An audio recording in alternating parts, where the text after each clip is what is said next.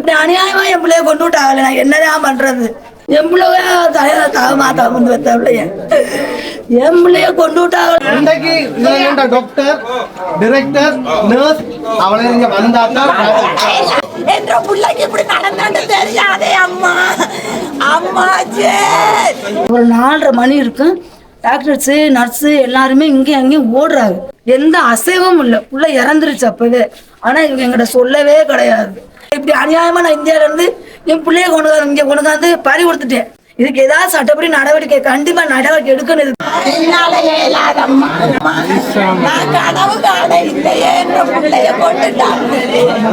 இந்த விசாரணையை முழுமையாக செய்து பக்கச்சாரம் இல்லாமல் செய்து உங்களுக்கு நான் முழுமையான தகவலை பிறந்த பிள்ளையும் காட்டல, என் மகளையும் காட்டல.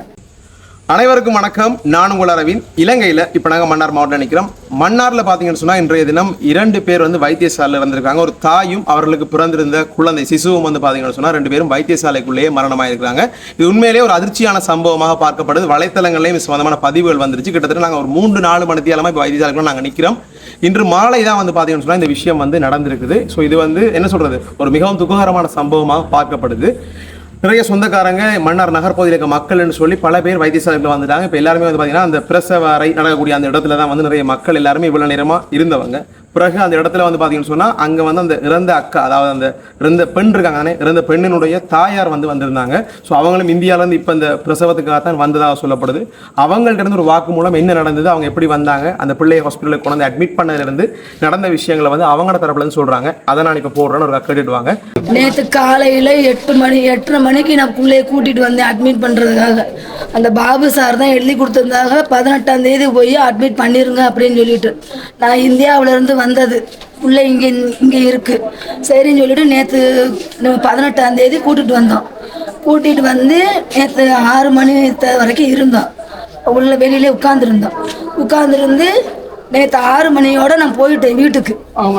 அனுப்பியாச்சு, யாரும் தங்கக்கூடாதுன்னு சொல்லிட்டாங்க. அதோட போனதுக்கு பிறகு இன்னைக்கு காலையில் 5 மணிக்கு நாங்கள் வந்தோம். நாங்கள் 5 மணிக்கு வந்தால் இவங்க யாருமே உள்ளே விடலை. கேட்டதுக்கு அந்த டெலிவரி வார்டு அங்கே கூட்டிகிட்டு போயிட்டாங்கன்னு சொல்லிட்டாங்க. அப்போ 5 மணிக்கே போயிட்டோன்னு சொல்லுவோம். அதில் இருந்து நான் இதிலே தான் இருக்கேன். உட்காந்துக்கிட்டு இருந்தால் ஒரு பிள்ளையும் ஒன்றும் சொல்கிறாங்கல்ல. அந்த பிள்ளை இடையில கத்தி இருக்கு, எனக்கு வந்து வலி நோவு தாங்க முடியலை, என்னை ஆப்ரேஷன் பண்ணிடுங்க அப்படின்னு. அதை வந்து ஒரு மிஸ்ஸு சொல்லியிருக்கா வெளியில். அப்போ வந்து நான் வந்து சாப்பிட்றதுக்காக போயிட்டேன் உள்ள. அப்போ என்ன மாதிரி அவங்க மருமகளும் அங்கே உள்ளே இருக்காங்க. அவங்களும் நானும் தான் நின்ன ஆளுக்கு. அவங்கள்ட்ட சொல்லியிருக்காங்க, அந்த பொண்ணுக்கு ஒரே வலியை தாங்க முடியலன்னு என்னை சிசரியன் பண்ண சொல்லிட்டாங்க. பண்ண சொல்லுங்க, என்ன எப்படியாவது ஆப்ரேஷன் பண்ண சொல்லுங்க, என்னால் முடியலை அப்படின்னு கத்துது அப்படின்னு அந்த மிஸ் வந்து சொல்லிட்டு போயிருக்கு. அப்போ அது நான் வந்த உடனே சொல்கிறாங்க, இப்படி உங்கள் மக அழுகுதான், ஆப்ரேஷன் பண்ண சொல்லுதான் முடியலைன்னு. அப்போவே எனக்கு மனசு கஷ்டம். ஏன்னா சரி இந்த பிள்ளைய ஆப்ரேஷன் பண்ணிட்டான்னு தேவையில்லை. ஏன்னா உள்ளே யார்கிட்டையும் போக முடியல, யார்கிட்டையும் கேட்கவும் முடியல. அதனால வேண்டி நான் சொல்லிக்கிட்டே இருக்கிறேன், அழுதுகிட்டு உட்காந்துருக்கேன். எனக்கு இல்லையே சிசரியன் பண்ணிட்டா தேவையில்லை. ஒரு 4:30 மணி இருக்கும். டாக்டர்ஸு நர்ஸு எல்லாருமே இங்கேயும் அங்கேயும் ஓடுறாங்க. அப்போ ஓடிக்கிட்டு தெரியல. அப்போ நான் நினைக்கிறேன் 3 பேரை என்னமோ உள்ளே இருக்கிறேன்னு சொன்னாங்க, டெலிவரிக்காக உள்ளே போட்டிருக்காங்க அப்படின்னு சொல்லிட்டு. அப்போ போட்டிருக்கோன்னு சொல்லாமல் சரி யாருக்குன்னு தெரியலை, யாருக்கு முடியலையோ தெரியலை, ஆனால் ஓடுறாங்க, யார்கிட்டையும் கேட்கவும் முடியலை. அப்போ ஒரு குட்டையாக ஒரு சாரு டாக்டர் போனாங்க. அப்போ அவங்ககிட்ட நான் கேட்குறேன், இருங்கம்மா அப்படின்னு சொன்னாங்க. சொன்ன உடனே நான் சரின்னு சொல்லிவிட்டு அவனுக்குள்ளே உட்காந்து ஆழ்ந்துக்கிட்டே இருக்கேன். என்னன்னு தெரியல, ஏன்னா ரொம்ப அவசரம் நான் ஓடுறாங்க. ஏதோ யாருக்கும் ரொம்ப சீரியஸாக இருக்கு போல ஓடுறாங்க. அப்போ கொஞ்ச நேரம் கழிச்சு அவனுக்குள்ளே உட்காந்துக்கிட்டு இருக்கேன். ஒரு மிஸ்ஸை விட்டு கூப்பிட சொல்லி இந்த பாபு சார் என்னை கூப்பிடுறாங்க உள்ள, இங்கே வாங்கம்மா அப்படின்னு. அப்பவே கொஞ்ச நேரத்துக்கு முன்னாடி ஒரு குழந்தைய கொண்டுக்கிட்டு ஒரு மிஸ்ஸு திரும்பி பார்த்துக்கிட்டு போறான் அந்த சைடை. அப்போ ஒருத்தர் அந்த கூட நின்னவங்க தான் அந்த முதல்ல என்கிட்ட சொன்னாங்கல்ல, அவங்க சொல்றாங்க, என்னம்மா குழந்தைய கொண்டுக்கிட்டு திரும்பி பார்த்துக்கிட்டு போறாங்க, என்னன்னு தெரியலையே அப்படின்னு சொல்லிட்டு. இப்போ தெரியல, ஒருவேளை நான் என்ன நினைக்கிறேன், இந்த குழந்தை வெயிட்டு கம்மியாக இருந்தால் கொண்டு அங்கே இங்கே பட்டில் வைப்பாங்கல்ல, அதனால அங்கே கொண்டு போகிறாங்க போல அப்படின்னு நினச்சிக்கிட்டு நான் நின்றுட்டேன். அதோட சரின்னு சொல்லிட்டு கொஞ்ச நேரம் கழிச்சு அவர் சார் கூப்பிட்றோன்னு சொல்லிட்டு அவர் கூப்பிட்றாரு. உள்ளே போனால் அவரை சொல்கிறாரு, ஏம்மா குழந்தை பிறக்க முன்னே அந்த அம்மாவுக்கு வந்து மூச்சு தண்ணி மாதிரி வந்துருச்சு, அதனால குழந்தை கொஞ்சம் இதாகிடுச்சு அப்படின்னு. சார் குழந்தை தான் இதாயிருச்சு, அந்த பிள்ளை எப்படி இருக்குன்னு அங்கனையே அழுகுறேன், கத்துறேன், என் பிள்ளை என்னாச்சுன்னு தெரியலையே அப்படின்னு. இல்லைம்மா பிள்ளைக்கு குழந்தை இதாயிருச்சு, பிள்ளை வந்து ட்ரீட்மெண்ட்டில் போயிட்டுருக்கு என் மகளை சொல்கிறாங்க. சொன்னோன்னா அதோட நான் கத்திக்கிட்டு வந்துட்டேன், பிள்ளைய காட்டலைன்னுட்டேன். பிள்ளை டாக்டர் ட்ரீட்மெண்ட் போயிட்டுருக்குமா, அதனால பிள்ளைய பார்க்க முடியாது அப்படின்னு சொல்லி நான் அதோட என் மருமகன் அவங்களுக்குலாம் ஃபோன் பண்ணி அவங்களும் வந்துட்டாங்க. வந்து எல்லாரும் கடந்து கத்தத்தான் செய்கிறோம். பிள்ளையவும் காட்டலை, பிறந்த பிள்ளையவும் காட்டலை, என் மகளையும் காட்டலை. கடைசியாக வந்து ஒரு 6:30 மணி இருக்கும், அதோட எல்லாரும் வந்துட்டாங்க. எல்லாரும் வந்ததுக்கு பிறகு மறுபடியும் அந்த இன்னொரு டாக்டர் யாரு, அவங்க பேர் யாருன்னு தெரியல, அவங்க கூப்பிட்றாங்க. கூப்பிட்டு வாங்கம்மா உங்கள்கிட்ட வந்து ஒன்று சொல்லணும் அப்படின்னு சொல்லிட்டு, சரி நீங்கள் என்ன சொல்கிறீங்கன்னு நீங்கள் வந்து சார் நீங்கள் சொல்லுங்கள், புள்ள நல்லா இருக்கான்னு சொல்லுங்கன்னு சொன்னால் அந்த அடுத்து அங்கிட்டு ஒரு ரூம் இருக்குது, ஸ்கேன் பார்க்குற ரூம் பக்கத்தில், அந்த ரூமுக்கு என்னையவும் என் மருமகன் இந்த தம்பி எல்லாரும் கூட்டிகிட்டு போனாங்க. கூட்டிகிட்டு போய் பார்த்தா அது வந்து என்ன கதை தான் சொல்கிறாங்க. அது குழந்தை வர்றதுக்கு கொண்டு போனோம், இது வந்து மூசல் ஆச்சு இப்படின்னு கதை தான் சொல்கிறாங்க. நீங்கள் எதனாலும் சொல்லுங்கள், என்னோட பிள்ளைய காட்டுங்க அப்படின்னு கொண்டு போய் காட்டுங்க அப்படின்னு ரொம்ப சத்தம் சொன்ன அழுதேன். அழுததுக்கு பிறகு சரி நீங்கள் தாயை மட்டும் வாங்க அப்படின்னு சொல்லிட்டு கொண்டு போய் போட்டால் என் பிள்ளைய ஒரு பெட்டில் போட்டிருக்கு. பிள்ளைய சுற்றி டாக்டர் 10 பேர் நிற்கிறாங்க. பிள்ளை எந்த உணர்ச்சியுமே இல்லை. பிள்ளை இந்த பக்கம் இப்படி சாஞ்சாப்புல கிடக்கு, இல்லை எந்த உணர்வையும் இல்லை. இந்த நெஞ்சில் இப்படியே புஷ் பண்ணுறாங்க, பண்ணால் எந்த அசைவும் இல்லை. பிள்ளை இறந்துருச்சு அப்போவே. ஆனால் இவங்க எங்கிட்ட சொல்லவே கிடையாது. இப்படி அநியாயமாக ஒரு உயிரை கொல்லலாமா, என்னையாவது உள்ளே விட்டுருக்கலாம்ல, ஒரு தண்ணி குடிச்சிச்சா என்னன்னே தெரியல. இப்படி அநியாயமாக நான் இந்தியாவிலேருந்து என் பிள்ளைய இங்கே கொண்டாந்து பறி கொடுத்துட்டேன். இதுக்கு ஏதாவது சட்டப்படி நடவடிக்கை கண்டிப்பாக நடவடிக்கை எடுக்கணும் இதுக்கு. ஆமாம், நான் இதுக்கு மேலே நான் என்னதான் செய்ய, நான் கத்திக்கிட்டே தான் கிடக்குறேன். இது டாக்டர் மேலே சரியில்லை, நீங்கள் இது நடவடிக்கை எடுங்க. நான் அங்கேருந்து இந்தியாவிலேருந்து இந்த நாட்டுக்கு நம்பி தானே பிள்ளைய கொடுத்து நான் கூட்டு வந்தேன் ஆஸ்பத்திரிக்கு. இப்படி அநியாயமாக என் பிள்ளைய கொண்டு விட்டாங்கல்ல, நான் என்னதான் பண்ணுறது?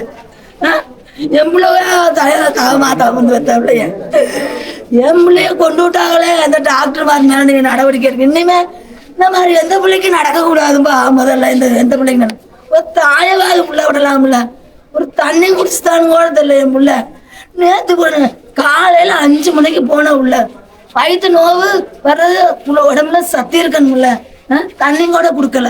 இப்படி பண்ணா எப்படி? ஒரு தாயை கூட உள்ள விடக்கூடாதான்? பக்கத்துல நிக்க விடுறாங்கல்ல, கொண்டு போய் நீங்க அங்க போய் நில்லுங்க, உங்களுக்கு கால் பண்ணுவாங்க, அப்புறம் வாங்கன்னு சொல்றாங்க. ஒரு திடீர்னு ஒன்னா யார் நம்பருக்கு போன் நம்பர் வச்சிருக்காங்க? இதுக்கு நீங்க சட்டப்படி நீங்க என் பிள்ளைக்கு பதில் சொல்லியே ஆகணும், நீங்க நடவடிக்கை எடுத்தே ஆகணும். நான் இந்தியாவில இருந்து வந்திருக்கேன், அப்ப எனக்கு இந்த கதியா? அந்த நாட்டுல இருந்து இந்த நாட்டுல வந்து என் பிள்ளைய பறிகொடுத்துட்டு போகணும்னா நீங்க சட்டப்படி நடவடிக்கை எடுங்க. என் பிள்ளை போச்சு, என் பிள்ளைய திரும்பி தர மாட்டாங்க. இனிமே எந்த பிள்ளைக்கு இந்த மாதிரிலாம் நடக்கக்கூடாது. அந்த இறந்த பெண்ணுடைய தாயார் சொன்ன விஷயங்களை கேட்டிருப்பீங்க, எப்படி கதறி அழுறாங்கன்னு சொல்லி. கிட்டத்தட்ட வந்து பார்த்தீங்கன்னு சொன்னால் 12 வருஷமாக அந்த அக்காவுக்கு வந்து குழந்தை இல்லையா, ரைட்? அவங்களோட கணவன் அவங்க எல்லாருமே வந்து இந்தியா வரைக்கும் போய் ட்ரீட்மெண்ட்லாம் எடுத்து தான் இந்த குழந்தையை வந்து இப்போ கருவுற்று இருந்தால் சொல்லப்படுது. ஸோ 12 வருஷமாக குழந்தை இல்லாமல் ஆசையாக இருந்த ஒருத்தங்க வந்து இப்படி இறந்துட்டாங்க அப்படின்றது அந்த கணவர் எப்படி தாங்கிக் கொள்ள போகிறார், அதே மாதிரி அந்த தாயார் அவங்களோட குடும்பங்கள் எப்படி தாங்கிக் கொள்வாங்கன்னு தெரியல. உண்மையிலேயே அந்த இடத்துல நிறைய பேர் அழுது கொண்டிருந்தாங்க. ஒரு என்ன சொல்கிறது, சரியான ஒரு அழுகை குரலோட தான் அந்த இடமே இருந்தது. ஸோ இது எல்லாத்தையுமே தாண்டி வந்து பார்த்தீங்கன்னு சொன்னால் அந்த இடத்துக்கு வந்து என்ன சொல்கிறது, நிறைய மக்கள் வந்திருந்தாங்க, பொதுமக்கள், அதே மாதிரி அரசியல் பிரமுகர்கள் பல பேர் வந்திருந்தாங்க இங்கே மணல் நகர்ந்துக்கார்கள். ஸோ இவங்க எல்லாருமே சேர்ந்து வைத்தியசாலை நிர்வாகத்தை வந்து பார்த்தீங்கன்னு சொன்னால் வர சொல்லி அழைப்பு எடுத்திருந்தாங்க. அதாவது போன முறை தெரியும் உங்களுக்கு தெரியும், இப்போ மாவட்ட வைத்தியசாலையில் வந்து பார்த்தீங்கன்னு சொன்னால் ஒரு டிரெக்டர் இருப்பார், அதே மாதிரி டாக்டர்ஸ் எல்லாம் இருப்பாங்க. ஸோ இவங்களை வந்து இது என்ன நடந்தது அப்படின்றத உடனடியாக அங்கே வந்து சொல்லணும் அப்படின்னு சொல்லி மக்கள் எல்லாருமே அங்கே கூக்குரலிட்டு பல விஷயங்கள் வந்து அதில் நடந்தது. ஸோ அதுக்கு பிறகு பார்த்தீங்கன்னா மன்னார் மாவட்ட வைத்தியசாலையுடைய டிரெக்டர் இருக்கார், டாக்டர் ஆசாத் இருக்கார். ஸோ அவர் வந்து பார்த்தீங்கன்னு சொன்னால் அந்த இடத்துக்கு வந்திருந்தவர் வந்து போலீஸாரும் அங்கே இருந்தவங்க என்ன சொன்னாங்க, அந்த இடத்துல வந்து சின்ன ஒரு அசம்பாவிதம் நடந்தது. யாரோ வந்து ஒரு கல் எடுத்து அந்த ஒரு கிளாஸ் வந்து அடிச்சு உடைச்சிட்டாங்க, அந்த ஒரு சம்பவம் அதில் நடந்தது. அதுக்கு பிறகு போலீஸார் வந்து இடத்துல இருந்தாங்க. அதுக்கப்புறம் டாக்டர் ஆசாத் வந்து வந்த டிரெக்டராக இருக்கக்கூடியவர், அவர் வந்து சொல்லியிருந்தவர் இப்படி நடந்த விஷயங்கள், அதாவது என்ன சொன்னார் அப்படின்றதையும் நீங்கள் பார்க்கக்கூடிய மாதிரி இருக்கும். அதிர்ஷ்டவசமான ஒரு மரணம் நடந்தது. இந்த மரணம் நடக்கின்ற பொழுது எங்களுடைய காரியாலயத்தில் இங்கே கடமை புரிகின்ற விசேட வைத்திய மாப்பேற்று நிபுணர் அந்த டெலிவரி இருந்திருக்கின்றார். அதே போன்ற வைத்தியர்கள் இருந்திருக்கின்றார்கள், தாதி உத்தியோகர்கள், மருத்துவ மாதுக்கள் எல்லோரும் அந்த மாப்பேற்று விடுதியில் இருந்து அந்த மாப்பேற்று நேரத்தில் இருந்திருக்கின்றார்கள். இது தொடர்பாக மேலதிகமாக நான் விசாரித்து முழுமையான அறிக்கையை உங்களுக்கு அறிவிப்பேன். அத்தோடு 2 மரணங்கள் ஏற்பட்டதன் காரணமாக அதுக்குரிய முழுமையான போஸ்ட்மார்ட்டம் செய்து அதன் பின்னர் இந்த விசாரணை முழுமையாக செய்து பக்கச்சார்பு இல்லாமல் செய்து உங்களுக்கு நான் முழுமையான தகவலை சொல்ல முடியும். அந்த வைத்தியர் பேர் சொல்ல முடியுமா? டிஓஜி டியூட்டியில் இருந்தவர்கள் இருந்திருக்கனா நான் செக் பண்ணி நாளைக்கு உங்களுக்கு அறிவிப்பேன். மீடியா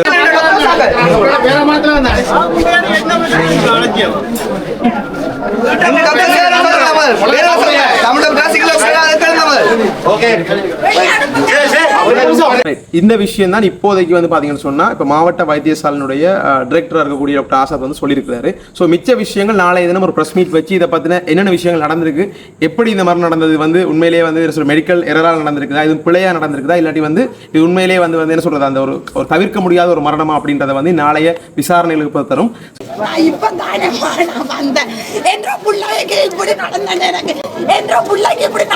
தெரியாதே அம்மா அம்மா என்ன பெத்த தாய் என்ன பெத்த தாய் என்ற புள்ள எனக்கு நெஞ்சில இல்லையா நாங்க இப்படி அனுப்ப இல்லையா புள்ளைய நாங்க இப்படி அனுப்ப இல்லையே புள்ளைய என்ற புள்ளைய என்ன பெத்த தாய் உங்களுக்கு சாதாரணம் அம்மா உங்களுக்கு இதெல்லாம் சாதாரணம் எங்களுக்கு அப்படி இல்லை தாயே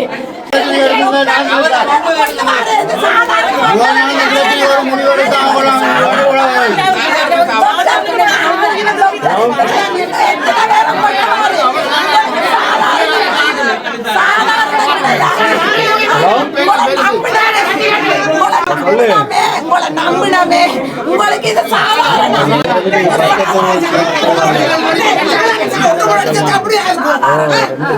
அப்படி இருக்கும்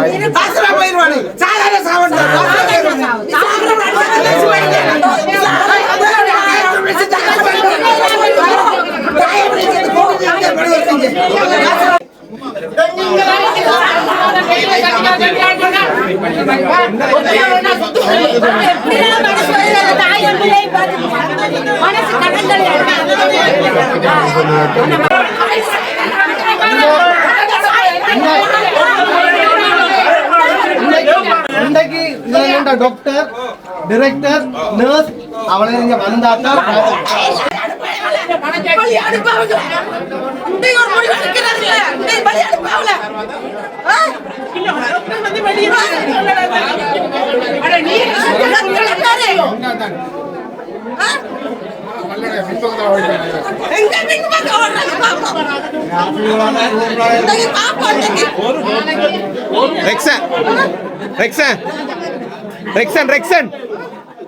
ஒரு ஆஷா கோல் அடிக்க இருக்கா ஆஷா கோல் இருக்கா கோல் அடிச்சதா இருக்கும்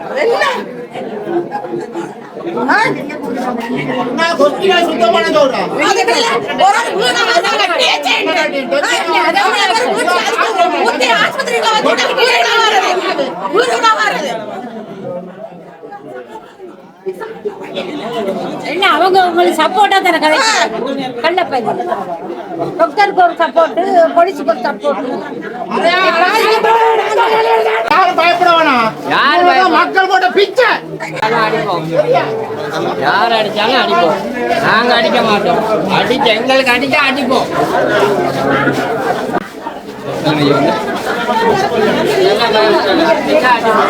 இது எல்லாத்துக்குமே பிறகு பார்த்தீங்கன்னு சொன்னால் எங்களோட மன்னார் மாவட்டத்தினுடைய நீதிபதி ஐயா அவர்களும் வந்து பார்த்தீங்கன்னா இப்போ வந்திருந்தவர் வந்து அந்த மரணம் நடந்த விசாரணைகள் அதில் செஞ்சிருந்தவர் விசாரணை செஞ்சுட்டு அங்கே இருந்த குடும்பத்தோட காய்ச்சிருந்தவர் டாக்டர்ஸோட காய்ச்சவங்க எல்லாரோடையும் மாதிரி வச்சு காய்ச்சவர் கதைச்சிட்டு பிரேத பரிசோதனைக்காக வந்து பார்த்தீங்கன்னு சொன்னால் அந்த 2 பேர் குழந்தை தாய் 2 பேருடைய உடலையும் வந்து பார்த்தீங்கன்னு சொன்னால் யாழ்ப்பாணம் போதனா வைத்தியசாலைக்கு தான் அனுப்ப போகிறாங்கன்னு நினைக்கிறேன். ஸோ ஒரு வெஹிக்கிள் அரேஞ்ச் பண்ணி போலீஸ் பாதுகாப்போட மன்னார் வைத்தியசாலையிலிருந்து யாழ்ப்பாண வைத்தியசாலைக்கு தான் வந்து பார்த்தீங்கன்னு சொன்னால் இப்போ கொண்டு போகிறாங்க.